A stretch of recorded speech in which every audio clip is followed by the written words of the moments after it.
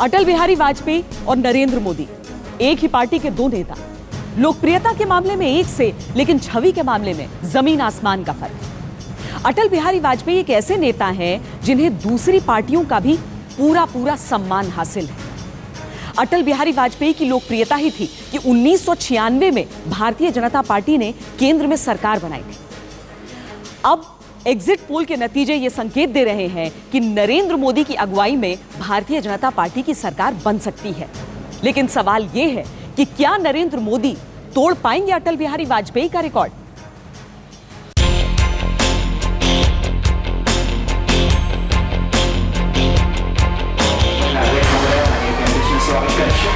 BJP के दो करिश्माई नेता अटल बिहारी वाजपेयी और नरेंद्र मोदी। अटल बिहारी वाजपेयी के करिश्मे ने बीजेपी को पहली बार केंद्र की सत्ता की दहलीज पर पहुंचाया और अब 10 साल बाद नरेंद्र मोदी के करिश्मे के सहारे बीजेपी एक बार फिर सत्ता की दहलीज पर खड़ी नजर आ रही है। एग्जिट पोल के आंकड़ों पर नजर डालें तो इस बार केंद्र में एनडीए की सरकार बनती नजर आ रही है। साथ ही ये भी साफ हो गया है कि चुनावों में मोदी की लहर का साफ असर पड़ा है। ये पहला चुनाव ऐसा है कि सत्ता में बैठे हुए लोग लोगों से गठजोड़ कर रहे हैं कि कुछ भी करो, मोदी नहीं आना चाहिए। मोदी के इस करिश्मे के बाद ही बहस शुरू हो गई है कि क्या नरेंद्र मोदी का करिश्मा अटल बिहारी वाजपेयी के करिश्मे पर भारी पड़ेगा। क्या नरेंद्र मोदी की कामयाबी तोड़ पाएगी अटल बिहारी वाजपेयी का रिकॉर्ड? बीजेपी ने अटल बिहारी वाजपेयी को प्रधानमंत्री पद का उम्मीदवार बनाकर पहली बार 1996 में लोकसभा चुनाव लड़ा और बीजेपी को इस चुनाव में 161 सीटें मिली। 1996 में पहली बार वाजपेयी के नेतृत्व में बीजेपी की सरकार बनी, लेकिन यह सरकार 13 दिनों में ही गिर गई। 1998 के लोकसभा चुनावों में बीजेपी गठबंधन बनाकर चुनाव मैदान में उतरी। इस चुनाव में बीजेपी को 182 सीटें मिली। यह अब तक के लोकसभा चुनाव में बीजेपी की जीत का सबसे बड़ा रिकॉर्ड था। एक बार फिर अटल बिहारी वाजपेयी के नेतृत्व में केंद्र में सरकार बनी। 1999 के लोकसभा चुनाव में एनडीए को बहुमत मिला और अटल बिहारी वाजपेयी के नेतृत्व में 5 साल तक सरकार चली। 1999 के चुनाव में एनडीए को 303 सीटें मिली, जबकि अकेले बीजेपी को एक बार फिर 182 सीटें मिली। 2014 के लोकसभा चुनाव में India today ORG exit poll के मुताबिक एनडीए को 272 सीटें और अकेले बीजेपी को 221 सीटें मिलने की संभावना जताई गई है। अगर एग्जिट पोल के आंकड़े सही हैं तो नरेंद्र मोदी की अगुवाई में बीजेपी को 1998 के मुकाबले 39 सीटें ज्यादा मिल सकती हैं। एग्जिट पोल के आंकड़े बता रहे हैं कि नरेंद्र मोदी न सिर्फ अगली सरकार बनाने की दहलीज पर हैं, बल्कि अटल बिहारी वाजपेयी के रिकॉर्ड को भी तोड़ने की कगार पर हैं। ऐसे में बहस इस बात पर भी होगी कि क्या मोदी का करिश्मा अटल बिहारी वाजपेयी के करिश्मे पर भारी पड़ेगा। आज तक ब्यूरो। जब अटल बिहारी वाजपेयी का दौर था तो समर्थक कहा करते थे कि हम भाजपाई नहीं, हम वाजपेयी हैं। नरेंद्र मोदी का दौर आया है तो नारा ये नहीं निकला अब की बार बीजेपी सरकार, बल्कि अब की बार मोदी सरकार। दो नेताओं की लोकप्रियता की बात यहां पर हो रही है। जब अटल बिहारी वाजपेयी की सरकार बनी थी तो उत्तर प्रदेश से सबसे ज्यादा सीटें आई थी। नरेंद्र मोदी की अगुवाई में जब भारतीय जनता पार्टी ने चुनाव लड़ा है तो संकेत ऐसे एग्जिट पोल में मिल रहे हैं कि बिहार और उत्तर प्रदेश में बीजेपी की आंधी चलेगी। अगर वाकई ऐसा हुआ तो तुलना में देखना दिलचस्प होगा कि यूपी बिहार में किसकी ताकत कितनी थी।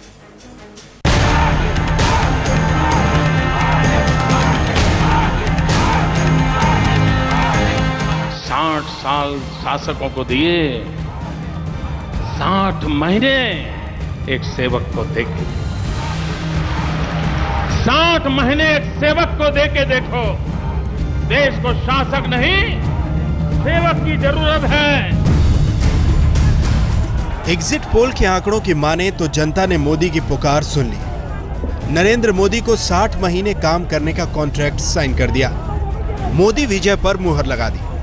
नरेंद्र मोदी की ये कामयाबी खास मायने रखती है, क्योंकि एग्जिट पोल के मुताबिक नरेंद्र मोदी के नाम पर उत्तर प्रदेश में सोई हुई बीजेपी जाग गई। उत्तर प्रदेश में न सिर्फ बीजेपी का मनोबल गिर गया था, बल्कि संगठन का ढांचा भी चरमरा गया था। लेकिन इस बार तो उत्तर प्रदेश में बीजेपी की आंधी दिख रही है, वैसी ही आंधी जैसी अटल बिहारी वाजपेयी के दौर में देखने को मिली थी। टीवी टुडे सिसरो के एग्जिट पोल के मुताबिक उत्तर प्रदेश में बीजेपी को 80 में से 48 से 56 सीटें मिल सकती हैं। 1996 के लोकसभा चुनाव में बीजेपी की आंधी चली थी। बीजेपी को तब 85 में से 52 सीटें मिली थी। 1998 के चुनाव में बीजेपी की लहर और बढ़ी और पार्टी को कुल 57 सीटें मिली। 1999 के लोकसभा चुनाव में सरकार तो बीजेपी की बनी, लेकिन यूपी में सीटें घटकर 29 रह गईं। चतुष्कोणीय जंग में हम 40% से ज्यादा वोट पक्का ले जाएंगे और हमारी टैली भी, सीटों की टैली भी मैं मानता हूं 50 से 55 के बीच में रहेगी। उत्तर प्रदेश ही नहीं, बिहार में भी बीजेपी को शानदार कामयाबी मिलती दिख रही है। इंडिया टुडे सिसरो के एग्जिट पोल की माने तो बीजेपी को बिहार में 21 से 25 सीटें मिल सकती हैं, जबकि 2009 में बिहार में बीजेपी को सिर्फ 12 सीटों पर संतोष करना पड़ा था। अटल बिहारी वाजपेयी के दौर में 1996 में बिहार में बीजेपी को 18 सीटें मिली थी। 1998 में बीजेपी को 20 और 1999 के लोकसभा चुनाव में बीजेपी को 23 सीटों पर जीत मिली थी। यूपी और बिहार के आंकड़े बता रहे हैं कि अटल बिहारी वाजपेयी के दौर में उत्तर प्रदेश और बिहार दोनों राज्यों में बीजेपी का दबदबा रहा, लेकिन बाद में बीजेपी का जादू ढलने लगा।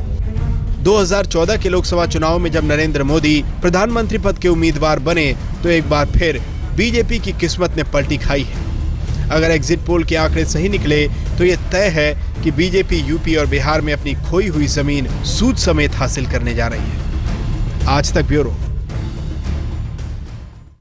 यूं तो अटल बिहारी वाजपेयी और नरेंद्र मोदी की शख्सियत बिल्कुल अलग अलग है, लेकिन एक बहुत बड़ा अंतर है दोनों में। वो ये कि अटल बिहारी वाजपेयी कभी विवादों में नहीं रहे और नरेंद्र मोदी की विवादों से मानो रिश्तेदारी है। इसके बावजूद अटल बिहारी वाजपेयी की ही तरह नरेंद्र मोदी पूरे देश में गए और वोट मांगा। जरूरी ये है कि ऊंचाई के साथ विस्तार भी हो। कश्मीर के नंदन वन को किसने है सुलगाया, लेकिन जोर दिखाई देता दुशासन का। गीत नया गाता हूँ, कदम मिलाकर चलना। अटल बिहारी वाजपेयी सियासत के अकेले ऐसे नेता जिनका जितना सम्मान अपनी पार्टी में था, विरोधी पार्टियों में भी उतना ही सम्मान था। वाजपेयी बीजेपी के उदारवाद का चेहरा रहे। यही वजह है कि कश्मीर से कन्याकुमारी तक अटल बिहारी वाजपेयी की धमक रही। उन्हीं की वजह से बीजेपी पहली बार केंद्र में सत्ता में आई। नरेंद्र मोदी की शख्सियत वाजपेयी से बिल्कुल उलट है। मोदी कट्टर हिंदुत्ववादी माने जाते हैं। दुनिया के किसी भी देश में किसी भी रंग का पासपोर्ट क्यों न हो, लेकिन अगर दुनिया के किसी देश में हिंदुओं को खदेड़ दिया जाएगा तो उसके लिए तो एक ही जगह बची है, वो वहीं चला आएगा। क्या भाइयों बहनों? सपना रोता है, सिसकी भरता है, मगर सपने का टूटना कौन देखता है, सपने की सिसकी कौन सुनता है। वाजपेयी जहां कटाक्ष करते थे, चुटकियां लेते थे, वहीं नरेंद्र मोदी सीधा हथौड़ा मारते हैं। लेकिन ये पक्ष मोदी को कमजोर नहीं करता, बल्कि मजबूत बनाता है। उनको यही रोक देना चाहिए। अब तो मीडिया वालों का भी इस सीट पर बड़ा ध्यान है। यही वजह है कि मोदी को हिंदी भाषी राज्यों के अलावा दूसरे राज्यों में शानदार कामयाबी मिलती दिख रही है। आंध्र प्रदेश में बीजेपी को 2009 के लोकसभा चुनाव में 6 सीटें मिली थी, जबकि एग्जिट पोल के मुताबिक 2014 के चुनाव में 15 से 19 सीटें मिलने का अनुमान है। अटल बिहारी वाजपेयी के दौर में आंध्र प्रदेश में 1998 में बीजेपी को 4 और 1999 में 7 सीटों पर जीत मिली थी। कर्नाटक में बीजेपी को 2009 में 6 सीटें मिली थी, जबकि 2014 के चुनाव में कर्नाटक में बीजेपी को 6 से 10 सीटें मिलती दिखाई दे रही। तमिलनाडु में बीजेपी को 1998 में 3 और 1999 में 4 सीटें मिली थी, जबकि 2009 में बीजेपी को सिर्फ 1 सीट मिली थी। 2014 एग्जिट पोल के मुताबिक तमिलनाडु में बीजेपी को 2 से 4 सीटें मिल सकती। आज गुरुदेव को स्मरण करते हुए मैं कहना चाहता हूं, चित्तो जेथा भोईशुन्नो उच्चो जेथा शीर, ज्ञान जेथा मुक्तो जेथा गुहेर प्राचीर।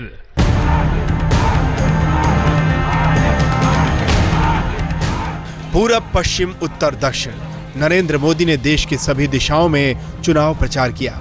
वाजपेयी की तरह ही हर राज्य की जनता का दिल जीतने की कोशिश की, जिसका नतीजा भी उन्हें मिलता दिखाई दे रहा है।